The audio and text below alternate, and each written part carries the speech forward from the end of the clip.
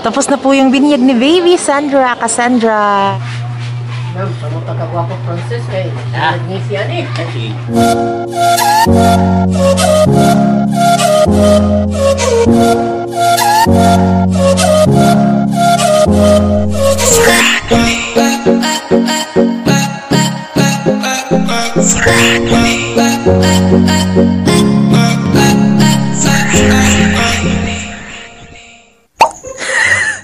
So, ayan yung ating ninong. Ayan. O, diba? So, first time po ni Francis maging ninong. And then, syempre, binilhan namin yung kaniyang inaanak ng regalo. Ayan. Sana magustuhan ng bata. Ayan. Binilhan namin siya, mga kalab. Then, makikita niya kung anong laman niyan. Meanwhile. So, ayan mga kalab, ready na po ang ating ninong na si Francis. And then, syempre, ayan na si Francis. Wow. Ayan. So, dahil magkipit-bahay lang namin yung ibibinyagan, so, syempre, pupunta muna tayo doon sa bahay nila and then, saka tayo pupunta doon sa simbahan naman, di ba? Para naman makita nyo yung design, gano'n, kasi nakita namin kagabi, pero hindi lang namin kinunan. So, ngayon, pupunta tayo doon. Then, para naman sabay-sabay na lang kami pumunta doon sa simbahan. Ayan. So, ayan mga kalab, ibigay ko to sa bata. Ayan mga kalab, andito na tayo sa bahay ng inaanak ni Francis. Ayan. So, ayan yung mga design mga kalab. O, kung may nakikita kayo. Oh, regalo mo, bebe. Wow! Thank you, Nino. Thank you, Nino. Yan yung mama ng bata at yung papa ni Cassandra. Ayan. So, ayan mga kalab, pupunta na kami sa simbahan. At yung mga nanang. At syempre ako yung naning mga kalab. So, ayan, dahil ayun na yung bata, ayun yung lumapit sa amin mga kalab. Aswang mo, tag na akong ay.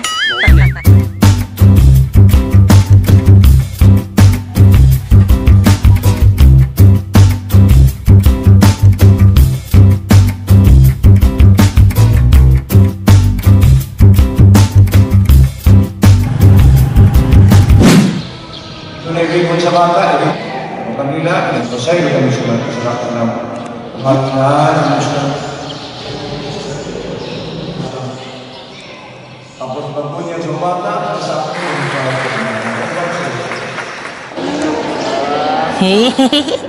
Tapos na po yung binyag ni Baby sa Sandra. Yay! Tapos na pala yung bunyag mga kalab. So, masaya. Kasi meron na akong binata.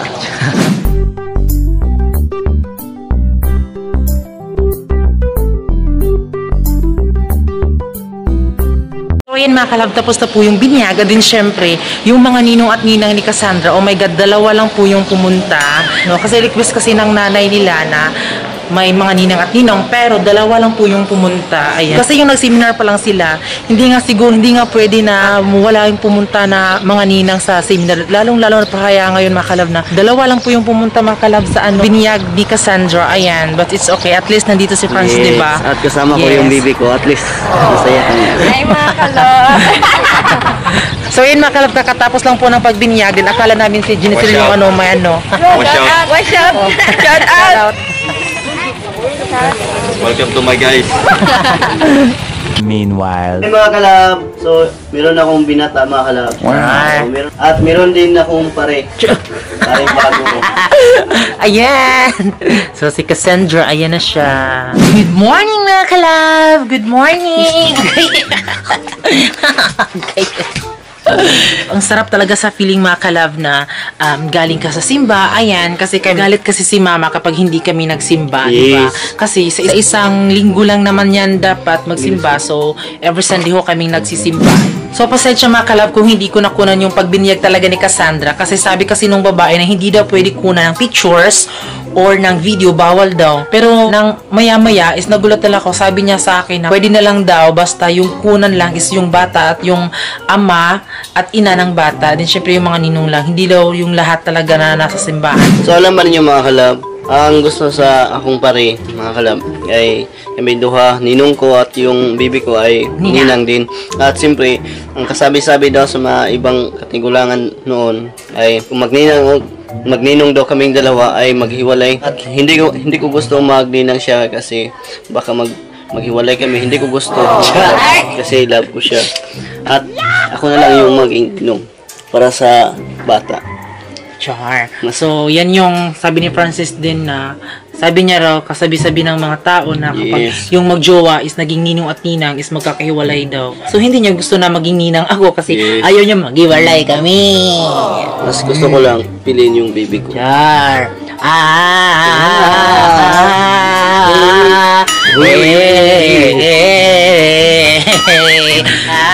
La la la la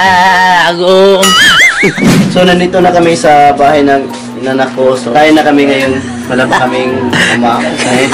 Kasi nagugutom na si Francis. Ayan. Lumalaki na yung mata niya papunta doon, mga kalab. Oh. Gutom na kami. Oo.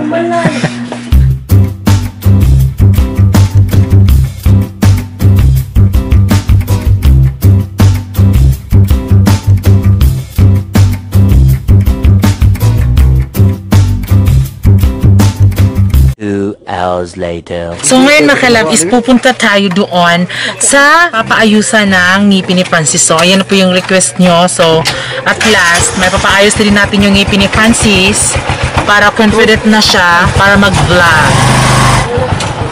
So, ayan, dito tayo sa loob. So, ayan mga kalab, andito na tayo sa bahay ng pagbubunutan ng ngipin. And then, excited na, ewan ko kay Francis kung excited ba siya. Kasi sabi niya, baka wala na raw siyang ngipin sa harap. Be. Kasi okay lang naman, be, kahit punta tayo sa public, at least magmamask naman tayo. Papabunot ni Francis yung kanyang ngipin, tapos ipapamarpil. Ayan mga kalab, nakarating na kami dito sa bahay, and then, nabunutan na po ng ngipin si Francis. Next week pa po magpapamarpil si Francis. So, ayan. Ha?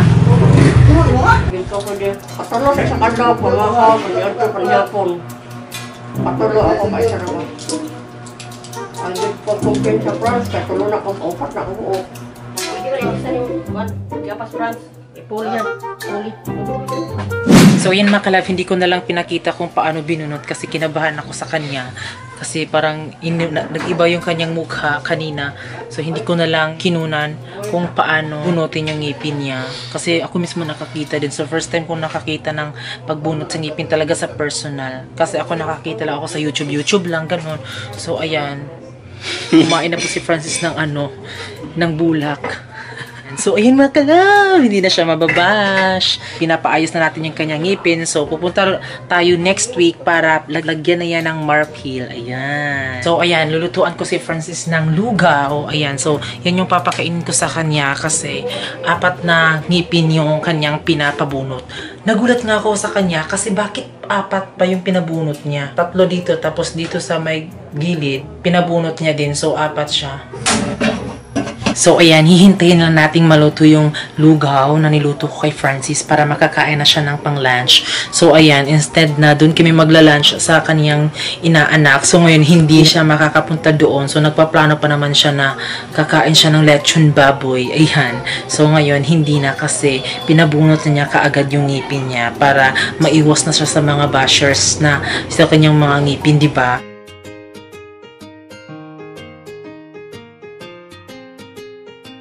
Ayan, pinaparelax ko muna si Francis habang niluluto ko pa yung kaniyang lugaw. And then, syempre, nagpabili ako kay Papa ng ice cream para kainin niya. And then, nilagyan ko din ng, yung bibig niya ng malamig na tubig. And then, syempre, mga kalab, galing nga dito yung pare ni Francis. Dinalhan si Francis ng cake, spaghetti, at pansit. Ayan. Ice cream! Wala pa. Walang gana muna si Francis ngayon mga kalab kasi 'di ba 4 yung binunot ng ngipin sa kanya. And then syempre mga kalab, nagsisisi siya, dapat 2 lang daw sana yung pinabunot niya.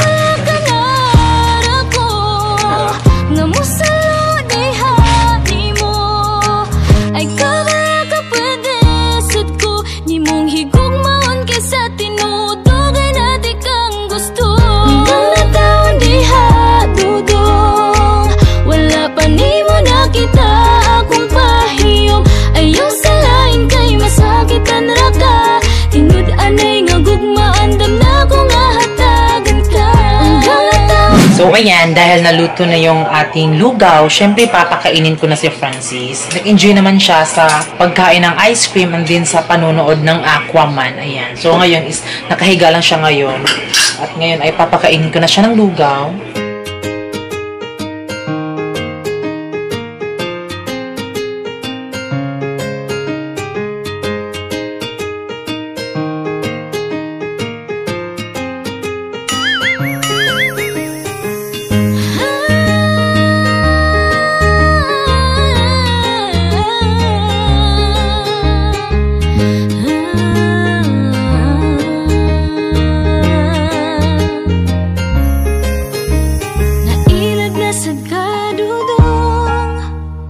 So, ayan mga kalab, napainom ko na ng gamot si Francis dahil tapos na siyang kumain. Ayan, alagaan ko talaga siya kapag hanggat kaya ko po. Tadaan. So, ayan mga kalab. So, ngayon ay huhugas ako ng plato before kami aalis. Medyo okay na po yung ngipin ni Francis. Hindi na po siya namamaga. Ayan. So, naninibago lang siya sa kanyang bibig, sa kanyang ngipin mga kalab. Kasi, feeling niya, akala niya na wala siyang ngipin. Ganun. Hindi kinaya ni Francis yung 4 na bunot sa ngipin niya. So, ayan. So, hindi mo na siya pwedeng ano na ng mga babibigat. Ganyan. So, relax mo lang muna siya. Ayan. So, wala mo ng away. Joke. So, ayan mga kalab, pagkatapos namin dito, syempre, isa-shoutout namin kayo makalab ha. So, maghuhugas muna ako dahil ng pinggan, okay? Agora makita nimo sa akong pahinyo. So, ayan mga kalab, andito na kami sa bahay ni Ate Geraldine. At din syempre, kaya kami nandito is dito kami papatulugin ni Ate Geraldine sa kanilang bagong bahay. So, ayan, at ayan na po yung ating ninong. So, ayan, medyo nawala-wala na din po yung kanyang pamamagha ng kanyang ngipin. Ayan, so 4 kasi yung kinuha sa kanya. So, that's why na parang siyang nawala ng malay medyo talaga. Bago kami aalis, magpapasalamat lang kami dahil ang nag-sponsor po sa nagpabunot ng ngipin ni Francis ay si Felden Al-Alice. Ayan, so thank you sa inyo, mother. And then syempre, ayan na po si Francis, nabunutan na po siya ng ngipin. Ayan, nasisisid siya mga kalab. Sabi, uy, nakita niyo na mga kalab. Ayan, yun po yung pruweba. Ayan, so, thank you kay Felden Al-Alice, kay Mother Earth, Felden Al-Alice. Ayan. So, i-update ko din kayo next week para para kung ano po yung ano ni Francis. Next week is lalagyan na po ng marpil yung ngipin ni Francis. Ayan. So, thank you sa iyo, Mother Earth. And then, syempre, bago kami aalis, so, isa-shoutout muna natin yung ating kalab fans.